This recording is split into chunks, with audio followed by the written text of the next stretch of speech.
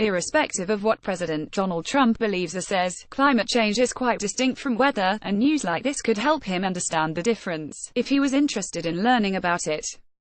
To put it simply, weather cannot cause the seafloor to subside or rise, but climate change can, and that is precisely what scientists have found in reality. As rising temperatures cause glaciers and ice caps to melt, and the meltwater flows into seas and oceans, the increased weight of the larger volume of water pushes down the seafloor at the bottom, effectively increasing the total height of the water column, adding, quite literally, another dimension to the idea of rising sea levels, which are usually measured by satellite imagery.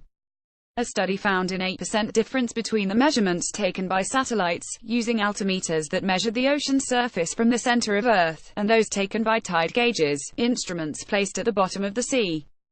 To measure surface change relative to the bottom, in sea level changes measured from 19,932,014, that means our satellite measurements of how much sea levels have actually risen are off by about 8% from how much they actually have.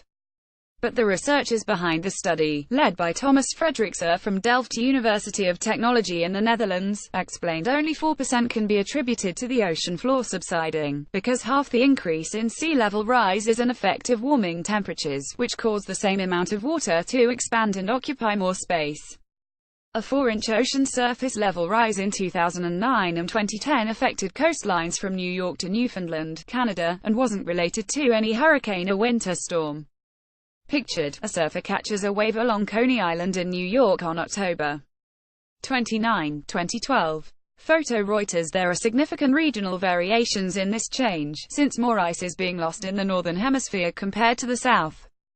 So, the Arctic Ocean gained 1 mm more per year in that 21-year period than satellite data showed, while the South Pacific rose by 60% less, or 0.4 mm a year, during the same period. According to the study, the effect is systematic and relatively easy to account for.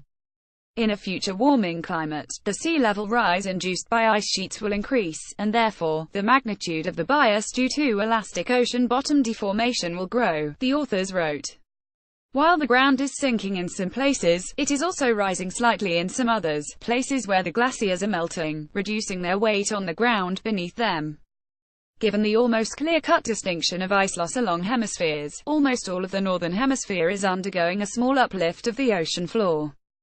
Titled, Ocean Bottom Deformation Due to Present-Day Mass Redistribution and Its Impact on Sea Level Observations, the most recent version of the study appeared Monday in the journal Geophysical Research Letters. The Earth itself is not a rigid sphere, it's a deforming ball, Fredriksen told Earther. With climate change, we do not only change temperature, and that is something Trump should want to understand, even if he were not the president, simply because he calls himself a genius, and this is something even those with average intelligence will grasp easily enough.